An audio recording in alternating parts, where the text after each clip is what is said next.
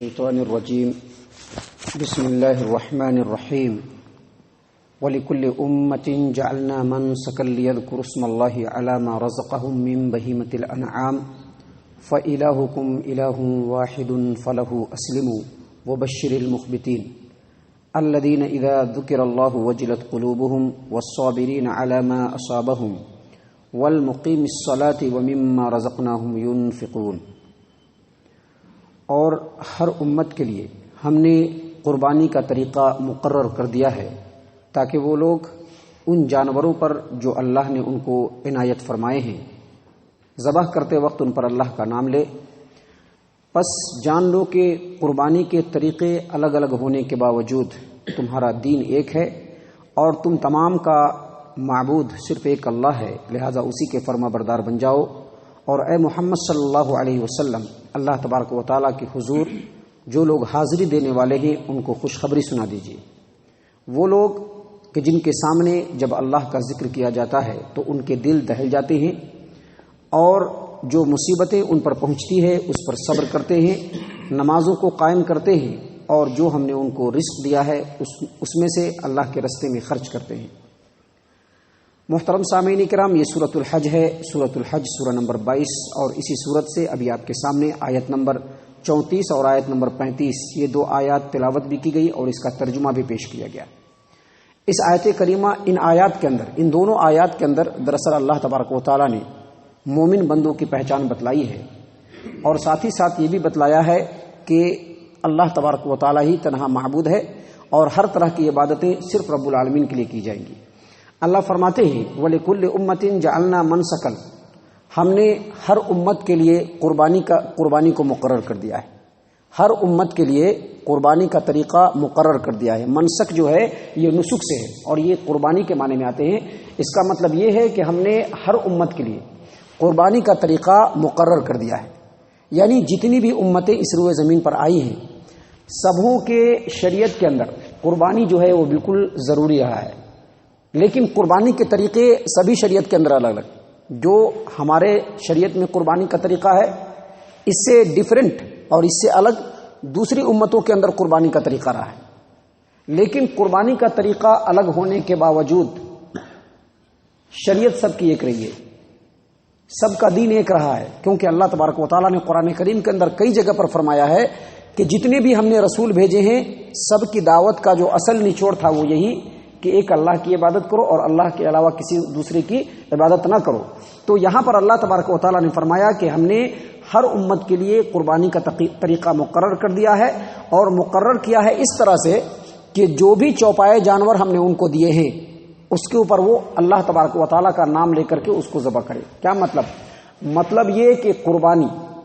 اور اسی طرح سے نذر و نیاز یہ مالی عبادتیں ہیں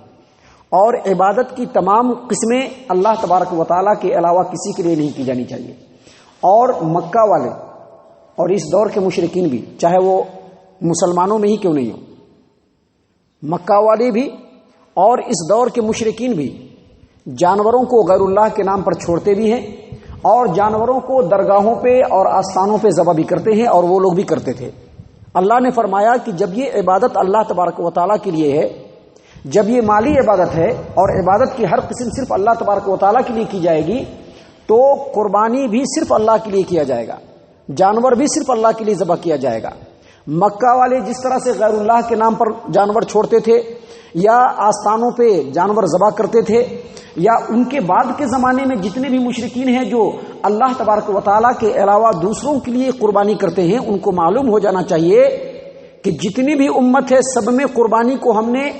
ضروری قرار دیا ہے اور وہ قربانی صرف اور صرف اللہ تبارک و تعالیٰ کے لیے ہوگی، دوسروں کے لیے نہیں ہوگی، اللہ کے علاوہ دوسروں کے لیے نہیں ہوگی۔ اللہ تبارک و تعالیٰ نے ان لوگوں پر جو اللہ کے علاوہ دوسروں کے لیے قربانی کرتے ہیں ان کے اوپر اللہ تبارک و تعالیٰ نے لعنت فرمائی ہے۔ اللہ فرماتے ہیں کہ قربانی کا طریقہ ہم نے مقرر کیا ہے، سب کے اندر اختلاف ہے لیکن اس کے باوجود تم تمام کا معبود ایک معبود ہے، لہٰذا اسی کے فرما بردار بن کے رہو، اسی کے سامنے قربانی کرو، اسی کے نام کی قربانی کرو، اسی کے لیے نمازیں پڑھو اور تمام عبادات صرف اسی کے لیے کرو۔ اور پھر فرمایا اللہ تبارک و تعالیٰ نے وَبَشِّرِ الْمُخْبِتِينَ، اور جو اللہ تبارک و تعالیٰ کے حضور میں حاضری دینے والے ہیں ان کے لیے اے محمد صلی اللہ علیہ وسلم ان کو خوشخبری سنا دیجیے۔ یہاں پر مخبت کا لفظ آیا ہے، مخبت، یہ مخبت جو ہے یہ خبط سے ہے، اور مخبت کا جو عربی کے اندر معنی آتا ہے وہ یہ آتا ہے کہ ایسا شعلہ جو جلتے جلتے بجھ جائے اور اس کے اوپر راکھ کی چادر چڑھ جائے۔ مثلا ایک انگارہ ہوتا ہے کوئلے کا، جب وہ بجھنے لگتا ہے تو اس کے اوپر راکھ کا انگارہ آ جاتا ہے اور وہ اس شعلے کو ڈھک لیتا ہے اور وہ راکھ بن جاتا ہے۔ اللہ تبارک و تعالیٰ یہاں پر فرما رہے ہیں کہ ایسے لوگ جو اپنی نفسانی خواہشات کو، جو اپنی انا کو، جو اپنے نفس کو، اپنی چاہتوں کو، اپنی پندار کو اللہ تبارک و تعالیٰ کے سامنے قربان کر دینے والے ہیں، اسی کو مخبت کہتے ہیں۔ اور کہا کہ ایسے ہی لوگوں کو آپ خوشخبری سنا دیجئے کہ اللہ تبارک و تعالیٰ ان سے راضی ہے، دنیا کے اندر بھی اللہ ان کے لیے آسانی فراہم کرے گا اور آخرت میں بھی جنت سے نوازے گا۔ اللہ نے فرمایا کہ جو اللہ کے حضور حاضری دینے والے ہیں وہ لوگ کیسے ہیں، وہ لوگ کون ہیں؟ اللہ فرماتے ہیں الذین اذا ذکر اللہ وجلت قلوبہم، کہ جن کے سامنے جب اللہ کا ذکر کیا جاتا ہے، اللہ کا نام آتا ہے، قرآن کریم کی تلاوت ہوتی ہے یا دین و ایمان کی باتیں ہوتی ہیں، ایسے وقت میں اس کے دل دہل جاتے ہیں۔ کیوں دل دہلتے ہیں؟ کہ کہیں ان سے کوئی گناہ کا کام سرزد نہ ہو جائے۔ یعنی جان بوجھ کر کے گناہ کرنا، شرکیہ اعمال کرنا، اللہ کے نافرمانی والے کام کرنا، یہ تو بہت دور کی بات ہے۔ صرف سوچ کر کے ان کا دل دہل جاتا ہے کہ کہیں ایسا نہ ہو کہ مجھ سے کوئی ایسا کام سرزد ہو جائے جس سے اللہ تبارک و تعالیٰ ناراض ہو جائے۔ اللہ نے فرمایا الذین اذا ذکر اللہ وجلت قلوبہم، ان لوگوں کو خوشخبری سنا دیجئے جن کے سامنے اللہ کا ذکر ہوتا ہے تو ان کے دل ڈر جاتے ہیں۔ والصابرین علی ما اصابہم، اور کوئی مصیبت پہنچتی تو اس وقت صبر کرتے ہیں۔ انسان کی زندگی کے اندر جہاں ایک طرف خوشیاں ہیں وہی دوسری طرف مصیبتیں بھی آتی ہیں، آزمائشیں بھی آتی ہیں، تکلیفیں بھی آتی ہیں، لیکن مومن کی شان یہ ہے کہ جب تکلیفیں آتی ہیں تو وہاں پر صبر کرتا ہے، صبر کے دامن کو تھام لیتا ہے، صبر و ثبات قدمی سے اپنے آپ کو بالکل مضبوط کھڑا کر لیتا ہے اور رب العالمین پر توکل کر لیتا ہے۔ اللہ نے کہا کہ ایسے لوگوں کو آپ خوشخبری سنا دیجئے کہ جب ان کے اوپر کوئی مصیبت آتی ہے تو اس پر صبر کرتے ہیں۔ والمقیم الصلاۃ، اور نمازوں کو قائم کرتے ہیں۔ اس کا مطلب یہ ہے کہ مومن کی امتیازی شان اور مومن کے لیے لازمی جز یہ ہے کہ اگر وہ ایمان والا ہے ہر حال میں اس کو نماز قائم کرنا ہوگا۔ اور نماز بھی قائم کیسے کرنا ہوگا؟ پانچوں نمازیں قائم کرنے والے جو لوگ ہیں بس وہی مومن ہے۔ جو پانچوں نمازیں قائم کرنے والے نہیں ہیں، چاہے وہ دنیا میں کتنا ہی ایمان کا ڈھنڈورا کیوں نہ پیٹ لیں، وہ مومن نہیں ہو سکتے ہیں۔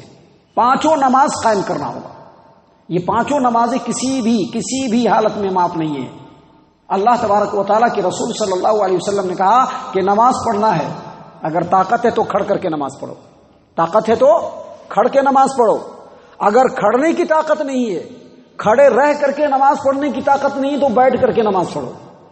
اور اگر اس کی بھی طاقت نہیں ہے تو پہلو کے بل لیٹ کر کے نماز پڑھو، اور اگر اس کی بھی طاقت نہیں ہے تو اشارے سے نماز پڑھو، لیٹ جاؤ اور اشارے سے نماز پڑھو، ہاتھ پر ہلانے کی ضرورت نہیں ہے، لیکن نماز پڑھنا ہے۔ اور نماز کیسے پڑھنا ہے؟ یہ نہیں کہ فجر کی نماز جو ہے وہ جب نیند کھلے گی، نیند کمپلیٹ ہو جائے گا اور اٹھ جائیں گے تو پڑھیں گے، نہیں۔ ان الصلاۃ کانت علی المؤمنین کتابا موقوتا، نماز جو ہے وہ وقت مقررہ پر فرض ہے، جس نماز کا جو وقت ہے بس اسی میں فرض ہے۔ آپ نبی صلی اللہ علیہ وسلم کی پوری زندگی اٹھا لیجیے نا، نبی صلی اللہ علیہ وسلم کی پوری زندگی اٹھائیں گے تو شاید غزوہ خندق کے موقع سے وہ بھی اسلام کی خاطر جنگ میں مشغول تھے تو نماز چھوٹی تھی۔ ہمارے اور آپ کی طرح سے نہیں کہ بستر پر پڑے ہوئے ہیں اور نماز چھوٹ رہی ہے، مہینے میں 29 دن نماز نہیں پڑھتے اور ایک دن نماز پڑھنے چلے آتے ہیں، ایسا نہیں ہماری طرح سے۔ ہمارے یہاں فجر عام طور پر چھٹتی ہے کیونکہ نیند نہیں پوری ہوتی ہے نا، نیند پورا ہونا ضروری ہے، اور مہینے میں 29 دن نہیں آئیں گے اور ایک دن نماز پڑھنے آئیں گے، اور اس کے باوجود بہت بڑے موحد اور مسلمان کہلائیں گے اور کہیں گے کہ ہم مشرک نہیں ہیں، ہم توحید پرست ہیں الحمدللہ، ایسا دعویٰ ہوتا ہے۔ تو اللہ تبارک و تعالیٰ نے جو جہاں پر بھی نماز کا ذکر کیا ہے وہاں پر نمازوں کو قائم کرنے کے لیے کہا ہے۔ اور نماز قائم کیسی ہوتی ہے؟ مسلمانوں کی مسجدوں کے اندر جماعت کے ساتھ وقت مقررہ پر نماز قائم ہوتی ہے۔ اس لیے اللہ تبارک و تعالیٰ نے کہا کہ ان مومنوں کو آپ خوشخبری دے دیجئے، اللہ تبارک و تعالیٰ کی بارگاہ میں اپنے آپ کو نیوچھاور کر دینے والے ان لوگوں کو آپ خوشخبری دیجئے جو نمازوں کو قائم کرنے والے ہیں، اور فرمایا وَمِمَّا رَزَقْنَاهُمْ يُنْفِقُونَ، اور جو ہم نے ان کو دیا ہے رزق اس میں سے وہ اللہ کے راستے میں خرچ کرتے ہیں۔ رزق اللہ تبارک و تعالیٰ دیتا ہے، کیسا؟ حلال، حرام نہیں۔ اللہ تبارک و تعالیٰ نے قرآن کریم میں کہیں پر بھی رزق کا جب تذکرہ کیا ہے وہاں پر حلال رزق کا تذکرہ کیا ہے۔ اس کا مطلب یہ ہے کہ جو آدمی حلال طریقے سے کماتا ہے اور اللہ تبارک و تعالیٰ کے بتائے ہوئے طریقے کے مطابق اپنے اہل و عیال پر اور جن لوگوں کے حقوق ہیں ان کے اوپر اور اسلام کے راستے میں جہاں جہاں رب نے خرچ کرنے کے لیے کہا ہے وہاں پر وہ خرچ کرتے ہیں، یہی اللہ کے راستے میں خرچ کرنا ہوا۔ اب ایک آدمی فضول خرچی کرتا ہے اپنے اور اپنے گھر والوں کے اوپر، ایک آدمی جو ہے وہ سنیما بینی میں خرچ کرتا ہے، غلط کاموں میں خرچ کرتا ہے، اپنے گھر کے اندر ڈش ٹی وی کا جو ہے کیبل لگا کر کے اور مختلف قسم کے راگ رنگ دیکھتا ہے اور خود بچوں کو دکھاتا ہے اور کہتا ہے کہ اپنے بچوں پر خرچ کر رہے ہیں۔ یہ خرچ کرنا نہیں ہے، اپنے بچوں پر بھی خرچ کریے، اپنے جو خیش و اقارب ہیں ان پر بھی خرچ کیجیے، جن کا حق ہے ان پر بھی خرچ کیجیے، اور اسلام کے راستے میں جہاں جہاں ضرورت ہے ان پر خرچ کیجیے، اور حلال طریقے سے کما کر خرچ کیجیے، یہ خرچ کرنا ہے۔ اس لیے اللہ نے کہا کہ ان لوگوں کو بھی خوشخبری سنا دیجیے جو اللہ کے راستے میں خرچ کرنے والے ہیں۔ چونکہ یہ حج کا معاملہ ہے لہذا اس آیت کا ایک خاص معنی یہ بھی ہے کہ جو اللہ تبارک و تعالیٰ کے نیک بندے ہیں، جو اپنے آپ کو رب کے راستے میں نیوچھاور کر دینے والے ہیں، وہ لوگ ہیں جو سفر کر کے رب العالمین کے ہاں حج کرنے کے لیے پہنچتے ہیں بیت اللہ میں۔ اس راستے میں ان کو تکلیف جو پہنچتی ہے اس پر صبر کرتے ہیں، اور سفر میں چونکہ نماز کے چھوٹ جانے کا اندیشہ بھی ہوتا ہے تو اس وقت وہ نمازوں کو قائم کرنے کی کوشش کرتے ہیں، اور چونکہ حج کے سفر میں خرچ بھی بہت زیادہ ہوتا ہے، یا رب العالمین کے بارگاہ میں پہنچنے کے لیے خرچ بھی بہت زیادہ ہوتا ہے، تو اس خرچ کو بھی برداشت کرتے ہیں۔ اللہ نے کہا کہ ایسے لوگوں کو بھی خوشخبری سنا دیجیے۔ اللہ تبارک و تعالی ہم تمام کو اللہ کے مومن بندوں میں شامل فرمائے۔ اللہ تبارک و تعالی ہم تمام کو صحیح معنوں میں ایمان والا بنائے۔ آمین یا رب العالمین۔ وما علینا الا البلاغ المبین۔